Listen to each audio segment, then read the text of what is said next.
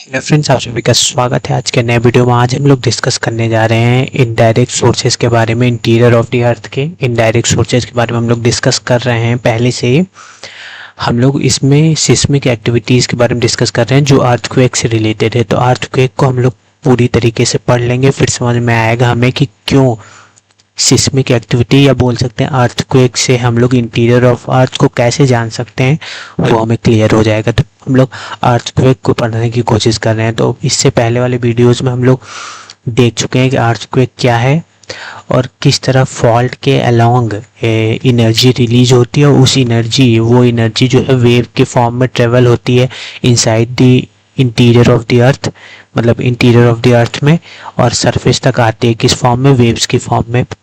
आज हम लोग समझने वाले हैं कि अर्थक्वेक आने का कौन कौन से कारण हो सकते हैं और जो ये वेव्स है वो कितने तरीके के हैं वो भी हम लोग समझेंगे आज की वीडियो में। तो चलिए वीडियो की शुरुआत करते हैं। तो पहले हम लोग जैसे कि जानते हैं कि इंटीरियर ऑफ द अर्थ हम लोग पढ़ रहे हैं, उसमें हम लोग इनडायरेक्ट सोर्सेज के बारे में पढ़ रहे हैं, जिसमें सिस्मिक एक्टिविटीज़ के अंदर हम लोग अर्थक्वेक के बारे में जानने की कोशिश कर रहे हैं कि अर्थक्वेक होता क्या है, कौन कौन से वेव से एसोसिएट होते हैं उससे, इन सभी चीज़ों पे हम लोग डिस्कस कर रहे हैं। तो जैसा कि आप लोग जानते हैं कि अर्थक्वेक दो कारणों से आ सकते हैं, two main categories of causes, मतलब दो कारण है, दो मेन कैटेगरीज हैं जिसके कारण से अर्थक्वेक आ सकता है। पहला है नेचुरल काजेज, जो प्लेट मूवमेंट्स, जो टेक्टोनिक मूवमेंट्स होती है उसके कारण, वो नेचुरल काज होता है, नेचुरल कारण होता है अर्थक्वेक आने का। ठीक है, इसी तरह मैन मेड काज या बोल सकते हैं एंथ्रोपोजेनिक एक्टिविटीज़ के कारण जो अर्थक्वेक आता है उसको मैन मेड अर्थक्वेक कर सकते हैं। जिसके बारे में हम लोग डिस्कस कर रहे हैं वो न्यूक्लियर टेस्टिंग है।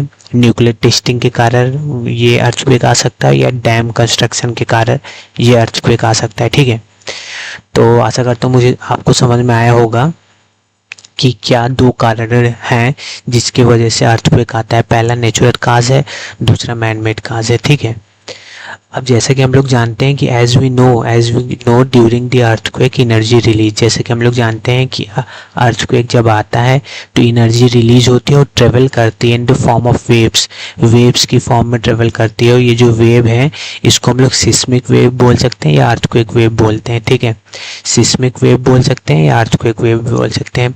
तो ये जो सिस्मिक वेव है या अर्थक्वेक वेव्स, ये कितने तरीके टाइप के होते हैं, ये दो टाइप के होते हैं, बॉडी वेव और सरफेस वेव। ठीक है, तो हम लोग पहले समझते हैं कि बॉडी वेव क्या होता है, फिर उसके बाद हम लोग समझेंगे सरफेस वेव क्या होता है।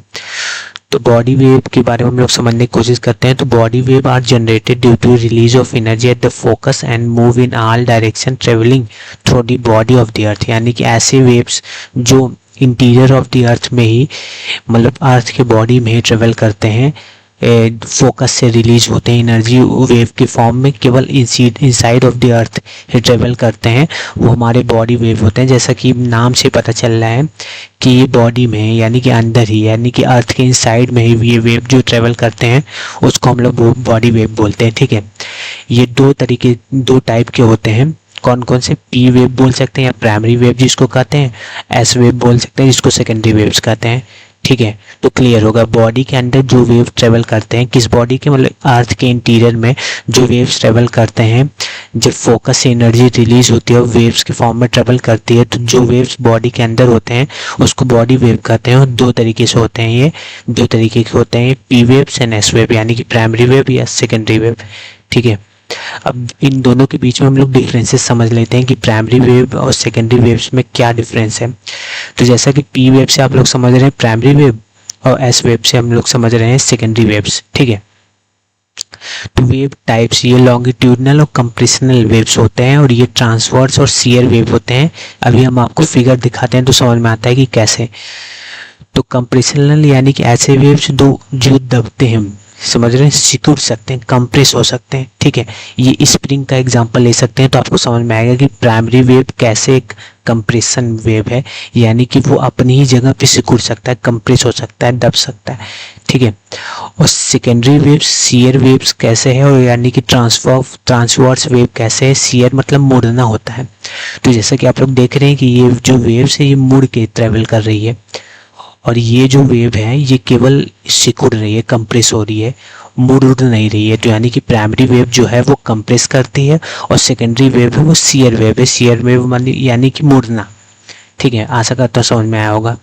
उसी को लॉन्गिट्यूडनल और ट्रांसवर्स भी बोलते हैं। ठीक है, तो जैसा कि आप लोग देख रहे हैं, कंप्रेस का मतलब क्या होता है कि जो particle move parallel to the waves. Waves मतलब जिस डायरेक्शन में वेव्स मूव कर रहा है उसी डायरेक्शन में पार्टिकल भी मूव कर रही है, इसीलिए उसमें कोई मुड़ना वाला मूवमेंट नहीं हो रहा है, शियर मूवमेंट नहीं हो रहा है। जैसे कि आप लोग देख रहे हैं इसी डायरेक्शन में वेव भी ट्रेवल कर रही है और पार्टिकल भी इसी डायरेक्शन में ट्रेवल कर रहे हैं, इसलिए कोई मतलब इसमें मुड़ने वाला शेप नहीं बन रहा है। सेम ही डायरेक्शन में पार्टिकल और वेव दोनों सेम ही डायरेक्शन में पैरेलल मूवमेंट हो रहा है, इसीलिए ये केवल कंप्रेस होता है, ये मुड़ता नहीं है, शियर नहीं होता। और जो ये सेकेंडरी वेव है इसमें particle moves perpendicular to the wave direction, wave की डायरेक्शन से परपेंडिकुलर। जैसे कि आप लोग जानते हैं वेव इस डायरेक्शन में अगर समझ सकते हैं मूव कर रहा है तो परपेंडिकुलर ये जो वो है पार्टिकल ऐसे मूव कर रहा है। कुछ समझ में आ रहा है आपको? वेव इस डायरेक्शन में, पार्टिकल ऊपर की तरफ मूव कर रहा है फिर नीचे आ रहा है, यानी कि कुछ परपेंडिकुलर समझ सकते हैं। तो यहाँ समझ में आएगा कि जो सेकेंडरी वेव है उसमें सेकेंडरी वेव में क्या हो रहा है कि पार्टिकल जो है वो परपेंडिकुलर मूव कर रहा है वेव की डायरेक्शन में।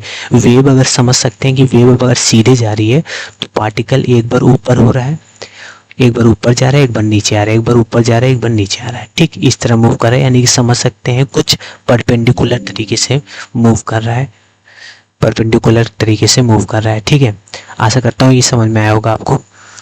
तो अब हम लोग देखते हैं स्पीड। तो एक चीज़ जान लें कि जो पी वेव है यानी कि प्राइमरी वेव उसकी स्पीड ज़्यादा होती है सेकेंडरी वेव से। सेकेंडरी वेव स्लोअर स्पीड की होती है, स्लो होती है, प्राइमरी वेव फास्टर होती है।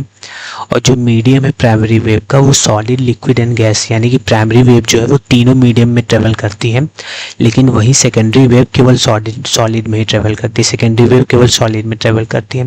और जो प्राइमरी वेव है ये पहली वेव है, यानी कि ये फर्स्ट है, सरफेस तक पहुंचती है। सिस्मिक स्टेशन यानी कि सरफेस तक, एपिसेंटर जो सरफेस के ऊपर पॉइंट होता है, सबसे पहले पहुंचने वाली वेव है कौन सी? Primary wave. और सेकेंडरी वेव प्राइमरी वेव के बाद पहुंचती है, यानी कि सेकेंडरी उसका नाम भी है, सेकेंड पोजीशन पे भी है, मतलब सेकेंड पोजीशन पे पहुंचती है वो। तो सबसे पहले जो सरफेस पे वेव पहुंचती है वो हमारी प्राइमरी वेव है। और बोल सकते हैं जो सेकेंडरी वेव है वो दोबारा मतलब सेकेंड स्थान पे वो सरफेस पे पहुंचती है। डैमेज इससे जो प्राइमरी वेव से डैमेज कम होता है, वहीं सेकेंडरी वेव से जो होता है वो डैमेज ज़्यादा होता है। तो आशा करता हूँ ये इसके बीच में प्राइमरी और सेकेंडरी वेव्स के बीच में आप लोग को डिफरेंस क्लियर हुआ होगा और इस फिगर से आपको और अच्छे से समझ में आया होगा कि प्राइमरी वेव जो है पार्टिकल और वेव्स की डायरेक्शन सेम ही होती है, ये केवल कंप्रेस होता है। और सेकेंडरी वेव में पार्टिकल और वेव्स की डायरेक्शन में परपेंडिकुलर होता है पार्टिकल और वेव की डायरेक्शन, इसीलिए ये शियर होती है, मुड़ने वाली है वेव से। कौन है? Secondary wave. चलिए अब हम लोग सरफेस वेव जान लेते हैं कि सरफेस वेव क्या होता है। तो सरफेस वेव जो होता है, the body waves interact with the surface rocks and generate new set of waves called surface wave. यानी कि ऐसे वेव, ये बॉडी वेव्स ही हैं अगर एक तरह समझे तो। जो बॉडी वेव सरफेस से इंटरेक्ट होते हैं, यानी कि सरफेस के ऊपर जो वेव होते हैं, सरफेस से इंटरेक्ट होने के बाद सरफेस के रॉक से इंटरेक्ट होने पे तो एक नया वेव डेवलप होता है, वो सरफेस वेव होता है। तो यही समझ सकते हैं कि यही जो बॉडी वेव है वो सरफेस के रॉक से टकराता है और एक नई तरीके का वेव जनरेट करता है, उसको सरफेस वेव कहते हैं। ये जो सरफेस वेव है ये सरफेस के अलॉन्ग मूव होता है, मतलब सरफेस पे मूव होता है। ये दो तरीके के वेव है।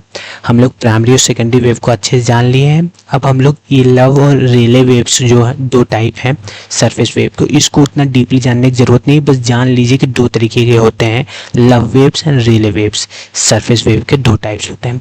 ठीक है, कुछ और इम्पोर्टेंट फैक्ट्स हैं किससे रिलेटेड, वेव से, वो हम लोग जान लेते हैं। तो the velocity of wave changes as they travel through the medium with different distance. एक चीज़ जान लिए कि वेव की वेलोसिटी अलग अलग मीडियम्स में चेंजेस होती रहती है। ठीक है, अलग अलग मीडियम्स में वेव की वेलोसिटी चेंज होती है, ये आप लोग याद रखे रहिए। और जो denser the material the higher is the velocity, यानी कि जितना डेंस मटेरियल होगा उतनी हायर वेलोसिटी होगी। अगर पूछेंगे आप लोग क्यों, तो जैसे कि जान लीजिए, जैसा कि हम लोग जानते हैं कि अर्थ के इंटीरियर पे जाने पे डेंसिटी इंक्रीज होती है, पार्टिकल बहुत क्लोजली पैक्ड होते हैं। क्लोजली पैक्ड होने के बाद जैसे कि हम लोग जानते हैं वेलोसिटी को ट्रेवल मतलब वेव्स को ट्रेवल होने के लिए पार्टिकल चाहिए बहुत क्लोजली। जितना क्लोजली पैक्ड होगा उतना तेजी से वेव एक पार्टिकल से दूसरी पार्टिकल से तक ट्रेवल करेगा और उसकी वेलोसिटी तेज होगी।